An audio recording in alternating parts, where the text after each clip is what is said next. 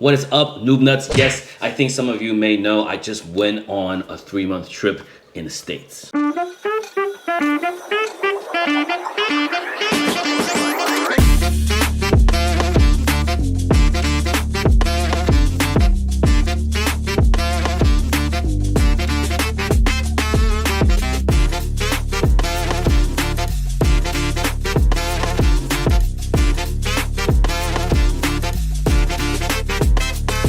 I stayed mainly on the East Coast in Maryland, where I grew up, where my dad still is. And I am an idiot because I accidentally recorded the first segment in time-lapse. So now I will voice record again and add in footage and pics on top, some of which will be completely irrelevant to what I'm talking about, and I hope you won't notice.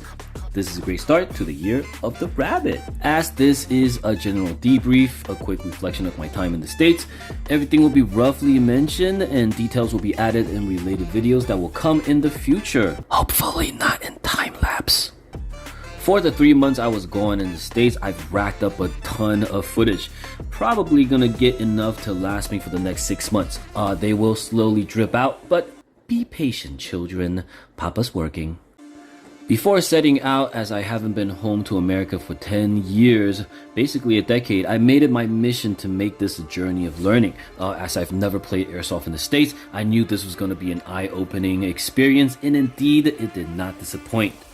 From playing in super tight maze-like environment at my home field tactical airsoft arena in Maryland to huge outdoor Halloween Z event at Ballahack. From playing with one of the preeminent East Coast Team TSA at a CSL event in freezing temperature. Yo, for real, having always played in the hot and humid subtropics of Taiwan, it was otherworldly to play in below 0 degrees Celsius and come home to find your clothes and gear not drenched in sweat.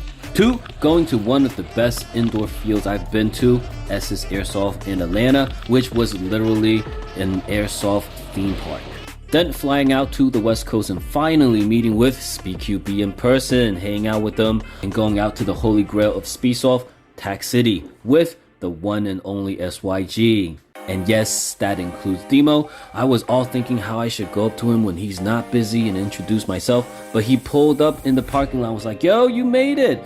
I was so shocked, thinking like, man, how does he know me? Then making my way to another Cali field, Project N1, which is just as iconic, with the player Pistol Beaver, who is from one of the most thriving squad nationwide, Murder Inc. The dude actually gave me his jersey afterwards. My wife was so perplexed by this. Finally, also meeting with JT, who is Take One Airsoft, who let me run his amazing guns at Tactical Airsoft Arena in Manassas, Virginia, and also Airtight Customs, who turned out to be only 30 minutes away from my home, and also linking up with Slaughter Project, who showed so much love. Yo, so much love. And finally going to KWA US headquarters and having the opportunity to thank them in person for the support they have shown the Taiwanese community. Overall, the players, the vibe, everyone I met throughout has just been nothing but love. I mean, I was expecting to play as a rental. Besides Ballahack, somebody would always at one point come up and offer me to run their guns. Taiwan SpeedQB patch in the obvious oddity of my gear matched up with a rental has just prompted many curious souls. So I believe Airsoftology had made a video a few months back saying indoor CQB fields in the US are now predominantly Speedsoft players. And this has definitely turned out to be the case. Unlike Taiwan, where majority of the players are still geared up Milsim players, in the States, Speedsoft reigns supreme. The average age of players tend to be younger as well, a lot more middle schoolers and up. In Taiwan, most are college and up. I think this has to do with the average American income is about 3 times that of a Taiwanese. So, of course, airsoft gears, guns, and gadgets are still not cheap, but more affordable to an average American. With that said, you definitely see a lot more HPA on the field as to majority GBB here in Taiwan. This also has to do with the weather, I think, as Taiwan is hotter and generally more suitable and friendly for GBB almost all year round. All the field even offer HPA tank refill service. In comparison, in Taiwan, no field has that service, and basically HPA players usually have to go and find local scuba diving stores and ask them to refill their tanks.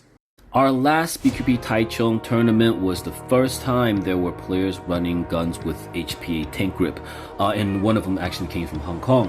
In the States, I think it's a good split in the middle between players with HPA hose and players with HPA grip. 4 out of 5 HPA guns that I ran with back in the States had a tank grip, and was the first time I ran with them. I gotta say, I struggled getting used to having the tank under my armpit, but it's something that you have to get used to, no doubt. And nobody has a sight or a red dot on their guns. I know you can just walk it in with tracers, but I need a red dot, man. Like, oh man, I need to feel secure. I am insecure without my red dot.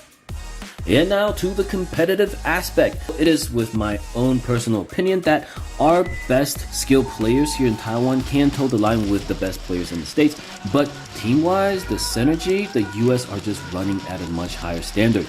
America is the only country that has a professional paintball league, I think. If I'm wrong, please leave a comment. But anyways, this means that players and teams whose sole job it is to compete in paintball. They get paid to just run and strategize and improve as a team, as a player every day. So as many Speedsoft teams and players will go play paintball and vice versa, the natural interaction of Airsoft players with pro and semi-pro paintball players and teams will influence and ultimately improve the competitive Airsoft community. Next, the dedication level. So Taiwan is roughly the same geographical size as my hometown Maryland, which is one of the smallest states in America. Taiwan as an island, people tend to measure distance within this landmass, meaning from tip to tip takes about 4 hours drive, and that is seen as extremely far. Hell, for some players in Taiwan to travel an hour from Taipei to Hsinchu might be seen as far just within of itself. In America, you'd be lucky to cross a state line in 4 hours. The first month I was in the States, just on the East Coast, from the distance I drove from one location to another, to play Airsoft and whatnot, to visit friends from college, everything within that month took a total about 40 hours. With that said, US players are more willing to go that distance just to play and compete. Some will even fly 4 hours just to compete, right? So Tax City's SpeedQB night is Monday night on a weekday, and when I went there, it was packed. So instead of once a week, many players in the States will actually play twice a week, every week.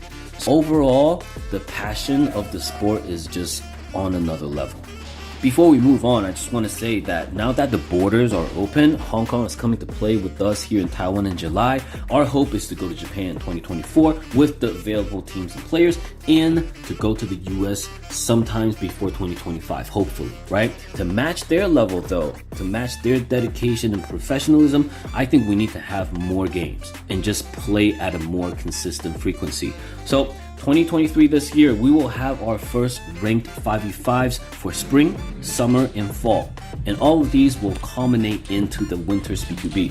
We need to start running and just show them what we can do.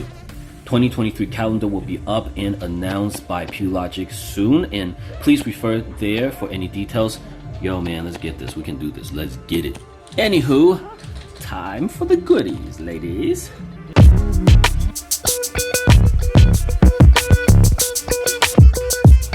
So many patches and stickers. JT from Take One Airsoft. So I met him at CSL event. Super coincidental because we started chatting, and then he said he was getting some CTM Tech accessories, and so I was like, oh shit, I know him, you know, like Aaron from CTM Tech. We live in the same city here. And then so he gave me a bunch of stuff to give Aaron, which I did yesterday actually.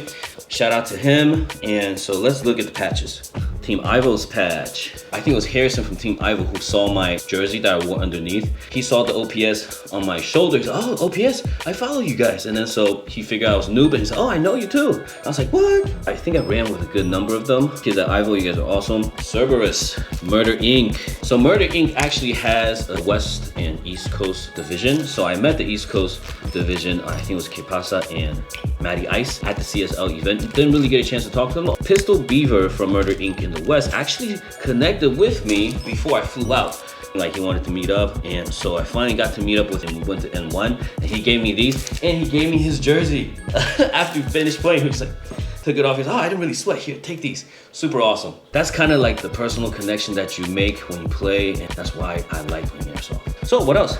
Got the business card from big man Steve at SS. So they gave me SS Airsoft patches right here. At M1, I also ran into Airsofter Sam. So I went and said hi, we took a picture, and then she actually ran back to me and said, hey, you know, like, you're flying back to Taiwan, like, here, have these. So cool, so cool. A lot of these patches are just players that I met that we traded. I had a Lilacs, not sure who gave me that. Tactical Airsoft Arena patch. I think that's a DC state flag, Maryland state flag, and also Virginia state flag, right? The tri-state area. Lancer Tactical, I got two, I forgot why. I went to e-bike headquarter, so big, huge. It's interesting, they're selling like fishing gear on the second floor, but anyways, our suitcases were already like completely packed, so I just brought these.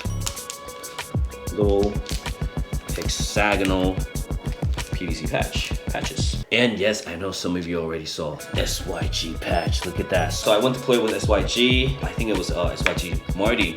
He was next to me, he was just like, yo, he ripped it off his bag, he was like, there you go, have it. Insane.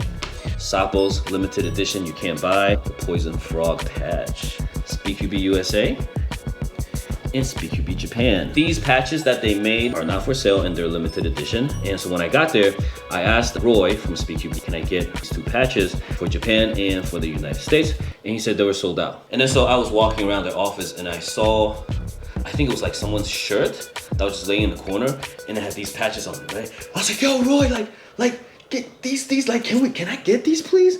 And then he was like, I don't know whose shirt this is. You know what? He just ripped it off and just gave it to me. So whose ever SYG shirt that is, like, my bad, I have your patches now. It's all Roy, so talk to him.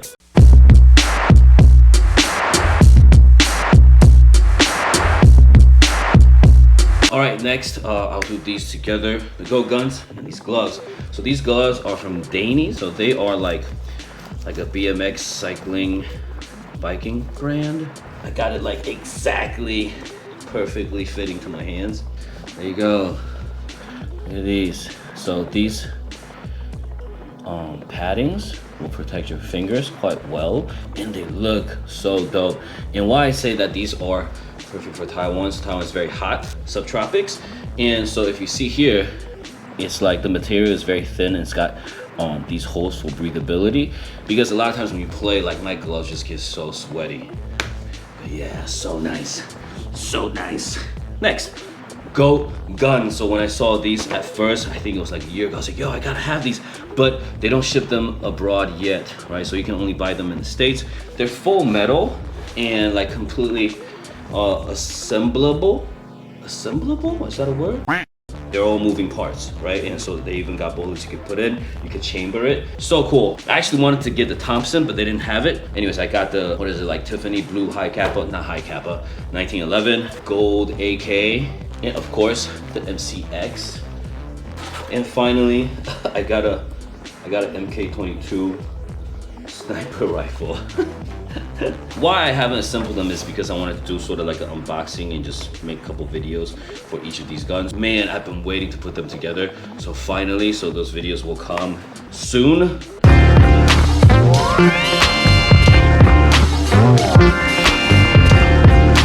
Next is from Protek Airsoft Meteor high kappa split slide. So Protek, they have their own HPA gun that came out. Devo did a video. They also got this split slide. It's plastic, so super light.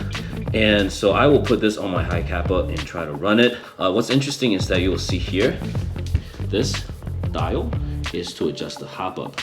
That's so cool. I can't wait to try it out. So now you don't have to like take off the slide and try to like adjust the hop up. This way you can just do it here.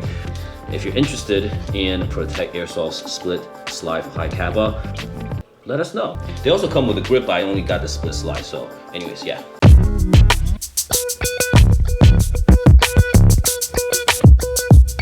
So what is Slaughter Project? Slaughter Project is that drip. Slaughter Project's patches are actually not that easy to get because they're always limited edition. So once they're out, they're out. So now they're available in Taiwan, so go to Pulogic's route and check it out and you'll find them there. So next, it's actually these. These are Demo's patches. I think what I will do is these will be either given away as prizes at our events or maybe from Pew Logic if you purchase a certain amount. But anyways, they will be around. I'm keeping this one though, I like that.